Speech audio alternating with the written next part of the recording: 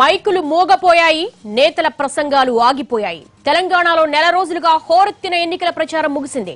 రాష్ట్రంలో 17 పార్లమెంటు నియోజకవర్గాలు ఉంటే నిజామాబాద్ మినహా అన్ని నియోజకవర్గాల్లో ప్రచారం ముగిసింది.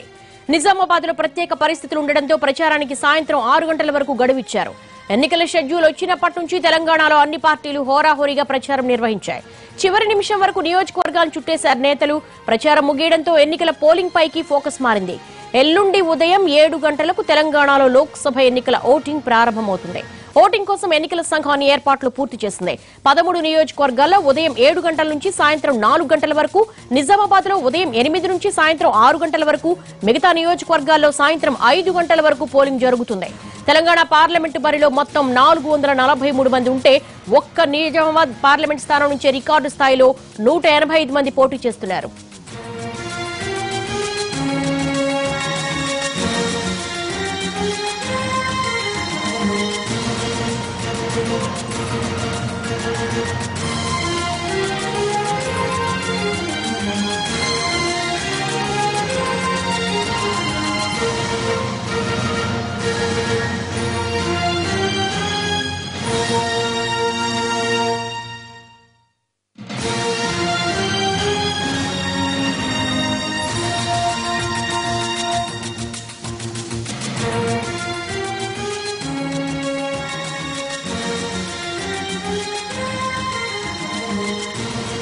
ఆగిపోయాయి.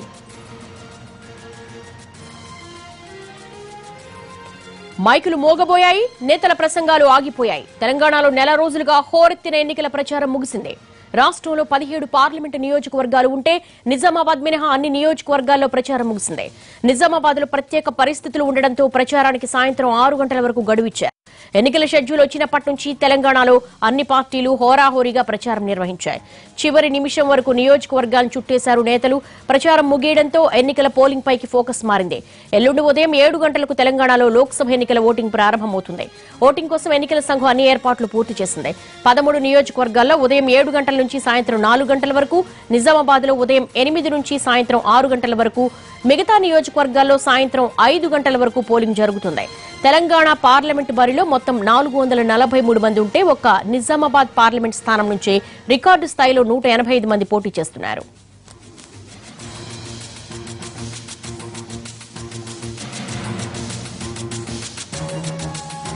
తెలంగాణలో ప్రచార ముగింపుకు సంబంధించి మరిన్ని వివరాలు మా ప్రతినిధి మహేష్ అడిగి తెలుసుకుందాం.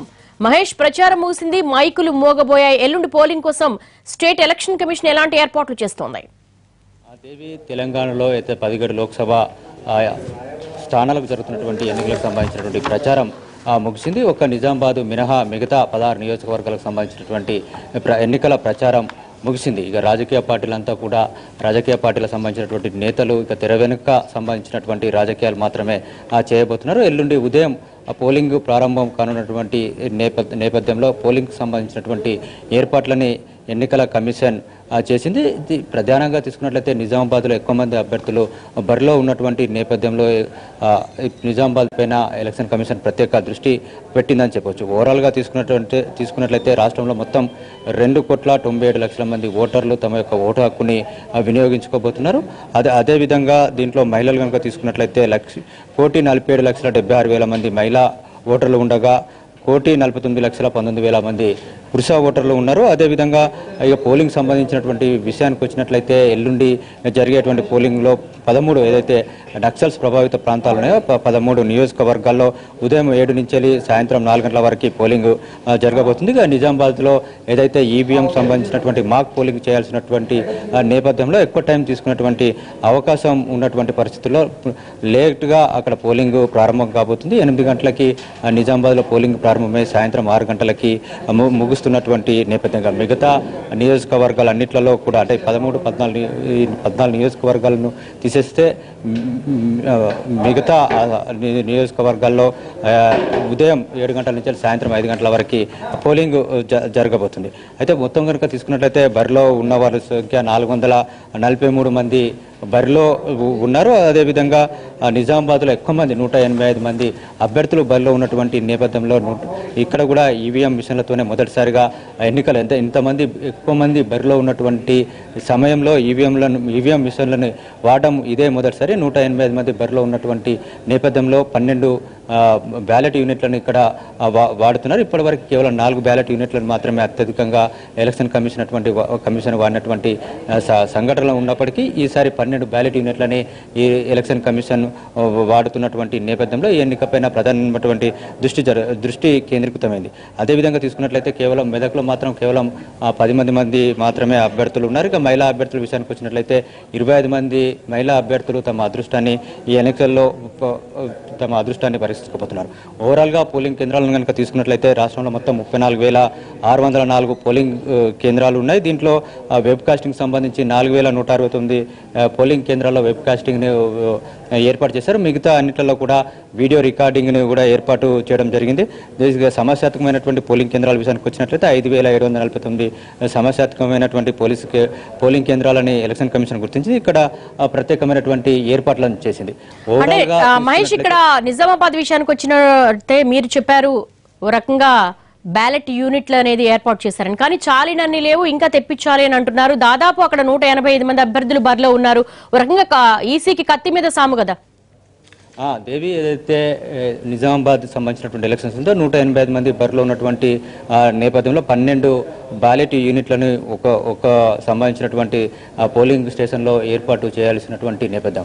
ఓవరాల్గా 1778 పోలింగ్ స్టేషన్లు నిజామాబాద్లో ఉన్నటువంటి పరిస్థితిలో దాదాపుగా 26,000 సంబంధించినటువంటి 26,000 బ్యాలెట్ యూనిట్లను ఇప్పుడు బెల్ M3 యంత్రాలని ఇప్పటికే నిజామాబాద్కి పంపించడం జరిగింది. రేపు ఏవైతే పోలింగ్ స్టేషన్స్ ఉన్నాయో పోలింగ్ స్టేషన్స్ కూడా రేపు డిస్ట్రిబ్యూట్ చేసేటువంటి అవకాశం ఉంది. అయితే ఈ నేపథ్యంలో ఎక్కడ కూడా అవాంఛనీయమైనటువంటి సంఘటనలు ఇబ్బందులు రాకుండా, టెక్నికల్గా ఇబ్బందులు రాకుండా కూడా అన్ని ఏర్పాట్లు చేయడం జరిగింది.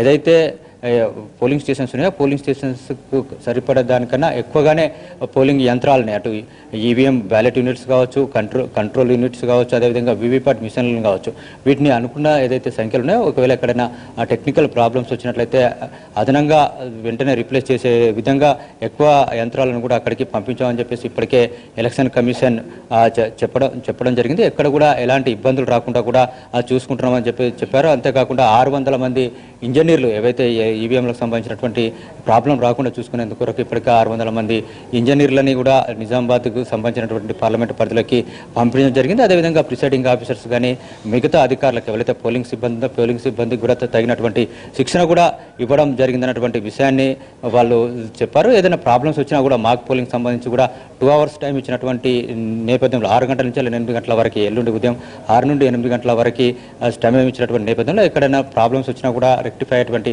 అవకాశం కూడా ఉందని చెప్పేసి అధికారులు చెప్తున్నారు. దేవి, అంటే మహేష్, ఏ విధంగా చూడొచ్చు బ్యాలెట్ యూనిట్లకు సంబంధించి ఓటర్లకు ఎంతవరకు అవగాహన ఉంటుంది, ఆ దిశగా ఈసీ ఏం చేసింది?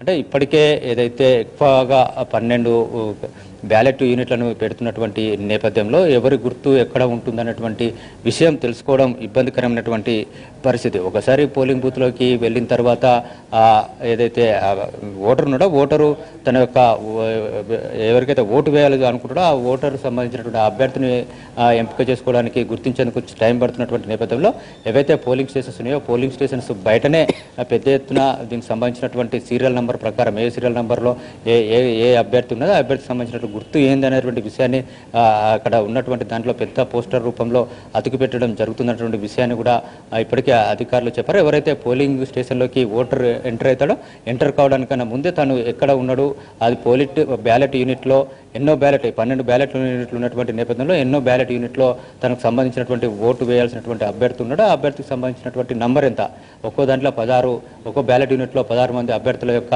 లిస్ట్ ఉన్నటువంటి నేపథ్యంలో ఎంతో బ్యాలెట్ యూనిట్, అదేవిధంగా బ్యాలెట్ యూనిట్లో ఎన్నో నంబర్ అనేది ముందే తెలుసుకున్నటువంటి అవకాశం ఉంటుంది. ఆ విధమైనటువంటి అవగాహన కూడా కల్పించడం జరిగింది ఎన్నికల అధికారులు కానీ అక్కడ లోకల్ సంబంధించినటువంటి మిగతా పార్టీలకు, రాజకీయ పార్టీలకు సంబంధించినటువంటి వాళ్ళు కూడా తమ గుర్తు ఎక్కడ ఉంటుంది, ఎన్నో బ్యాలెట్ యూనిట్లో ఉంటుంది అన్నటువంటి విషయాన్ని కూడా చెప్పినటువంటి నేపథ్యంలో పెద్దగా ఇబ్బంది కూడా ఏమీ రాదు అన్నటువంటి విషయాన్ని అధికారులు చెప్తున్నారు. ఏదైతే ఎంటర్ కాగానే అన్ని గుర్తులు కూడా కళ్ళ ముందు కనిపిస్తున్నటువంటి నేపథ్యంలో ఇబ్బంది కూడా ఏం లేదన్నటువంటి విషయాన్ని ఎలక్షన్ కమిషన్ అధికారులు చెప్తున్నారు. చేసినప్పటికీ మీరు అన్నట్టుగా కొద్దిగా ఓటరు కన్ఫ్యూజన్కి గురయ్యేటువంటి అవకాశం ఉంది. తను ఏవైతే చూసుకున్నటువంటి అభ్యర్థిని మరొకసారి అక్కడ పోయిన తర్వాత గుర్తించడానికి కూడా సమయం తీసుకున్నటువంటి అవకాశం ఉన్నటువంటి నేపథ్యంలో ఇమ్మీడియట్గా అక్కడ ఉన్నటువంటి పరిస్థితులకు అనుగుణంగా అధికారులు నిర్ణయాలు తీసుకోవాల్సినటువంటి నేపథ్యంలో ఎలాంటి పరిణామాలు చోటు చేసుకున్నారనే దానిపైన మాత్రం నిజామాబాద్ పార్లమెంటు పరిధిలో ఒక ఆసక్తి మాత్రం నెలకొని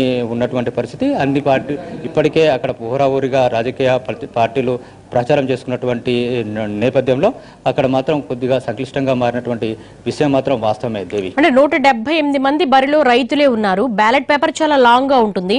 కొంతవరకు ఈసీకి సంబంధించినటువంటి అధికారులకు కొంత ప్రాపర్ ట్రైనింగ్ ఉంటుంది కాబట్టి వాళ్ళకి మాక్ డ్రిల్ ఉంటుంది కాబట్టి సరిపోతుంది. కానీ కామన్ పీపుల్ కి వచ్చేసరికి అది చాలా టైం టేకింగ్ ప్రోగ్రామ్ ఉంటుంది.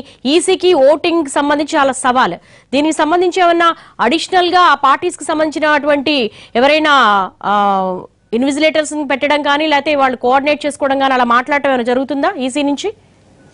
అంటే ఒకటి ఈసీ సంబంధించినటువంటి ఎన్నికల నిర్వహణ ప్లస్ గుర్తులకు సంబంధించినటువంటి కేటాయించడం, ఆ గుర్తులు ఏ విధంగా ఉంటుంది అనేటువంటి విషయంలో సంబంధిత పోలింగ్ స్టేషన్లలో ఏర్పాటు చేయడం, అంతేకాకుండా ఏవైతే పోలింగ్ సిబ్బంది బూత్ లెవెల్ ఆఫీసర్స్ గారు మిగతా సంబంధించినటువంటి ఇప్పటికే డిస్ట్రిబ్యూట్ చేసిన ఓటర్ స్లిప్స్ని డిస్ట్రిబ్యూట్ చేసినటువంటి అధికారులు ఎవరైతే ఉన్నారో ఆ సిబ్బంది కూడా అక్కడ ఉన్నటువంటి ఎంతమంది అభ్యర్థులు బరిలో ఉన్నారు, ఏ విధంగా ఓటు వేయాలని దానిపైన కూడా అవగాహన కల్పిస్తున్నాము అనేటువంటి విషయాన్ని ఇప్పటికే ఎన్నికల సంఘం సంబంధించినటువంటి అధికారులు చెప్పారు. ఏదైతే 185 మంది బరిలో ఉన్నప్పటికీ అందులో 175 మంది కేవలం రైతులే బరిలో ఉన్నటువంటి పరిస్థితిలో వాళ్ళు ఇప్పటికే రైతులు కూడా ఆబ్జెక్షన్ చెప్పడం జరిగింది. తమ గుర్తు ఏందో తమకు లేటుగా కేటాయించారు, అంతేకాకుండా తమ గుర్తులు చాలా చిన్నగా ఉన్నటువంటి విషయానిపైన వాళ్ళు ఇప్పటికే అభ్యంతరం వ్యక్తం చేశారు. అభ్యర్థులు తమ గుర్తును గుర్తుపట్టలేనటువంటి పరిస్థితిలో ఉన్నప్పుడు రేపు ఓటర్లు ఏ విధంగా గుర్తుపడుతున్నటువంటి విషయాన్ని కూడా అంశాన్ని కూడా వాళ్ళు ప్రస్తావించడం జరిగింది. అయినప్పటికీ కూడా ఎలక్షన్ కమిషన్ వీటిని కూడా పరిగణలోకి తీసుకోలేదు. ఎట్టి పరిస్థితుల్లో కూడా ఈ నెల 11న ఎలక్షన్ నిర్వహించాలని చెప్పేసి నిర్ణయించారు. అంతేకాకుండా ఎక్కడైతే 95 మంది అభ్యర్థులు దాటుతారో ఇప్పటివరకు అక్కడ బ్యాలెట్ పేపర్ ద్వారా మాత్రమే ఎలక్షన్స్ నిర్వహించినటువంటి ఎలక్షన్ కమిషన్ ఈసారి కొత్తగా ఏదైతే బెల్ M3 యంత్రాలు ఏవైతే రావడం జరిగిందో దీంట్లో ఒకేసారి 323 మంది అభ్యర్థులు పోటీలో ఉన్నా కూడా ఈవీఎం యంత్రాలను వాడే విధంగా ఉన్నటువంటి దాన్ని తయారు చేయడం జరిగింది. దాన్ని ఒక ప్రయోగాత్మకంగా ఈసారి నిజామాబాద్ ఎన్నికల్లో వాళ్ళు ఉపయోగిస్తున్నట్టుగా మనకు కనిపిస్తుంది.